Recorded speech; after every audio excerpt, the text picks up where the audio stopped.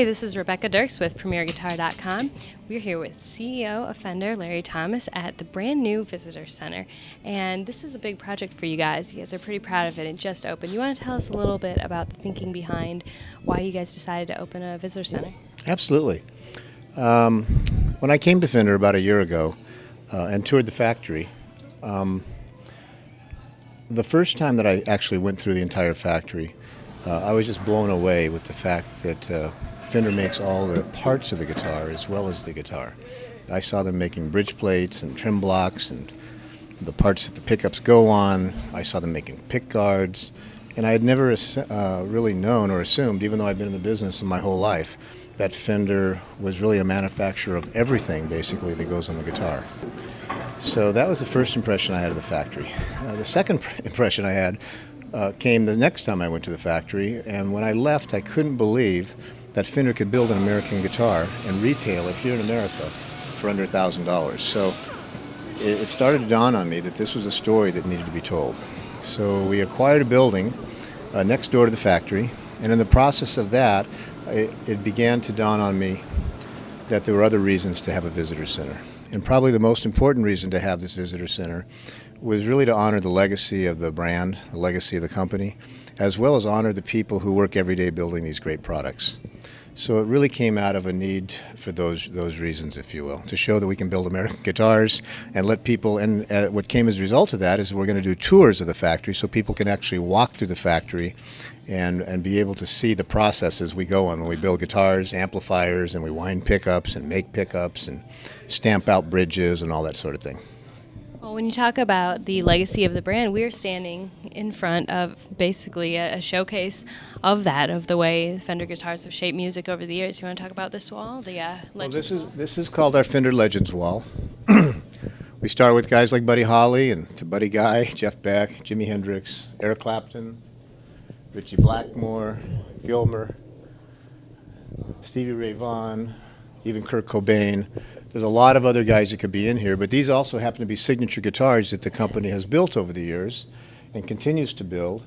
And so this is a showcase honoring the players and honoring the instruments and Fender's ability to recreate a lot of these instruments. And I think it hits you when you first walk in. It's the first thing you see on this side and actually on this one as well. The Hall of Fame is that this is what Fender is. So over here is everybody in the Hall of Fame, which is some artists, but it's also the people who built the company. I think the Hall of Fame is really the great influencer for Fender. And on one side we have people like Leo Fender, of course, and Don Johnson, Don Randall, people who have played a large part in the development of the company, both from manufacturing and sales. And then the other side we have some great players, as well as Bob Perrine was a great advertising guy who was responsible for a lot of the really classic advertising done for Fender. Bill Carlson was an early Fender player in Dorsey, if you will, that influenced the factory a lot with design, and he was one of those guys who really took the product out on stage at night and came back and said, no, you need to change this and change that. So Fender has had a history over the years of each year kind of deciding through a committee who they wanted to honor and bring into the Hall of Fame. Great. It's great that there's a home where the public can come and see all this stuff. So let's go inside and look at the other things you did. So once you get into this main area, you look all around and you see all of the faces behind Fender. You see all of the guitars and the products everywhere. So talk about the main room a little bit and what we have here. The main room of the Visitor Center is really divided into some merchandising areas with a lot of Fender branded product. And then the walls have been specifically set up with different themes. This first wall here is called the Birthplace of Innovation. We've got a lot of still pictures of the early Fender factory, early workers of the factory, information and dates and locations, if you will. In the very kitty corner to this, in the very back of the room, we actually have a Fender theater where we have quite a bit of video on Leo Fender, on the early Fender days, on the early Fender workers. We've got pictures of and little documentaries on George Fullerton and some of the other people that were involved with the early Fender days. We call this the birthplace of innovation because where we really end up in terms of a timeline is we believe that this is a period of re-innovation for Fender, and we call this the age of re-innovation because of all the many new products that Fender's coming out with in all product categories. On this wall over here, you can see starting in the early days, you see pictures of Leo Fender, the early Fender factory. You see some of the advertising that was done. Of particular interest is the music titles along the top. Fender went through an exercise where we went to Facebook and to some of our online enthusiasts and customers, and we asked them to tell us their most favorite songs from each era, or each year, if you will, from the time that Fender started. And so we kind of got all these names and we put it up for a vote, and it turned out that, you know, these are the titles that were the most popular each year that Fender was in business. And what's notable about each of these titles is that every one of these songs were recorded with Fender instruments, Fender guitars, Fender basses, and Fender amps. So starting with I Walk the Line or Susie Q or I Got My Mojo, La Bamba, all the way down to California Girls, Like a Rolling Stone, and all the way around, you can see, even to this day, current artists that are still using, of course, the Fender branded products. This Fender amplifier room here is really a room where visitors can come in and they can try and play various models of our Fender amps, as well as our Fender guitars, and as well as the other brands under the FMIC company, which would include Gretsch, Jackson, Charvel, Guild acoustic guitars. So here it is. It's not too unlike a music store, but we also feature our newest products. In some cases we're featuring prototypes. In some cases we're featuring products that maybe you wouldn't see yet. But there's a lot of concert size amplifiers. But here, this is a use it room. People don't just come and look. Yeah, they can actually come in, right? shut the door, crank it up, and Absolutely.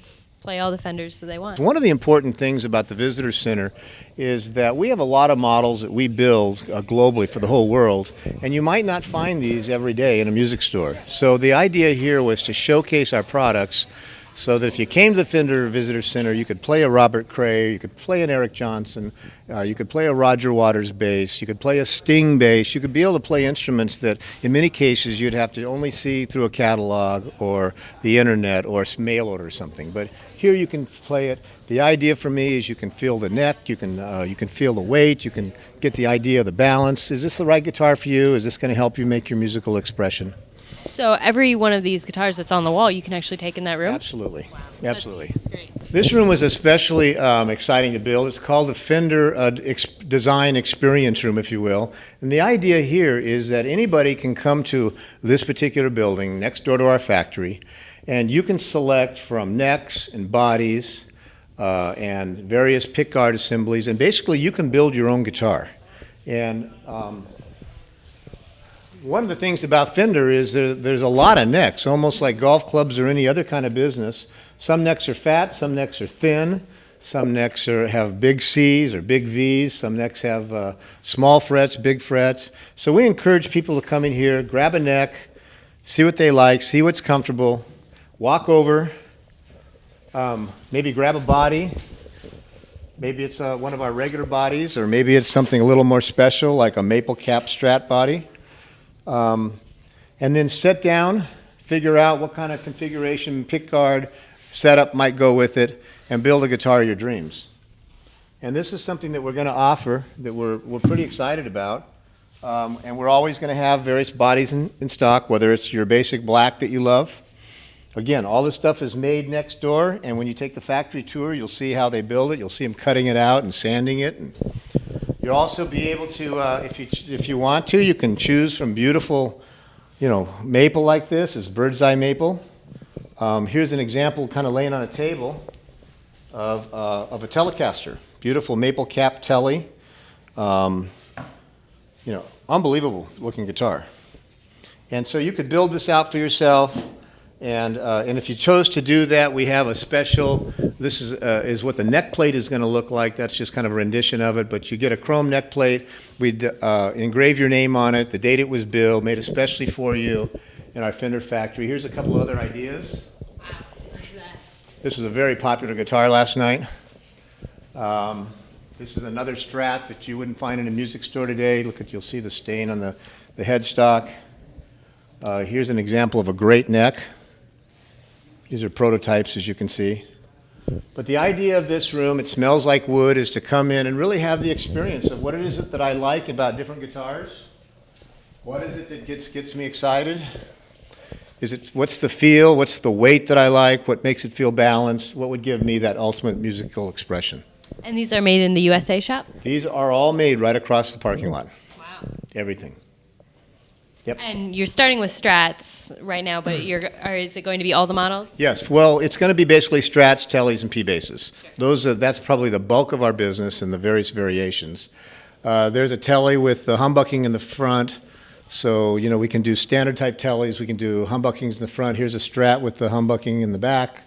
So there's a lot of configurations could be done. But we're going to start, this is brand new for us, and we're going to encourage people to come from around the world, dealers as well as customers, and pick and choose. And now somebody told me that if you do one of these, you try to have it waiting for them when they get home.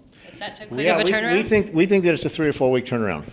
Because basically we're going to go out, you're basically picking the body and you're picking a neck, and we're going to basically put it all together and take it across the street and build it. That's crazy. That's really cool. That's an incredible thing you guys are doing. So now we're sitting here in the theater that you mentioned earlier, and it's 4 different films play? We have loops going on. This one happens to be about Leo Fender guitars, and actually about Leo Fender. It's black and white footage, talks about years, talks about the early factory. There's one on Forrest White, who is Leo's production manager. There's one on, I think one of the artists, I think George Fullerton, there's one on. They're kind of documentaries that run 3 to 4 minutes. So these loop all the time, so people who are, you can basically go through, play anything you want, pick your guitar, learn some history, and just get the whole experience. Yeah, it's the Fender Experience is what it is. All right, so this is an amazing center. Why did you guys decide to build this? This is a journey. And for me, it's a personal journey of expression. I came to Fender recently, but I've been in the music business most of my life. We built this center, one, to tell the world about Fender, because it's a great story. The legacy of Leo, the legacy of the early builders, the legacy of the early products, the value of the early products.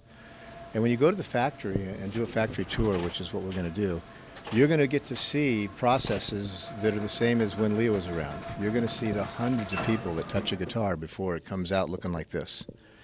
And so we built this visitor center, one for the factory, one that we can honor them and that people who do final assembly and put bridges together and can come over and see that what they do is really important to the whole thing.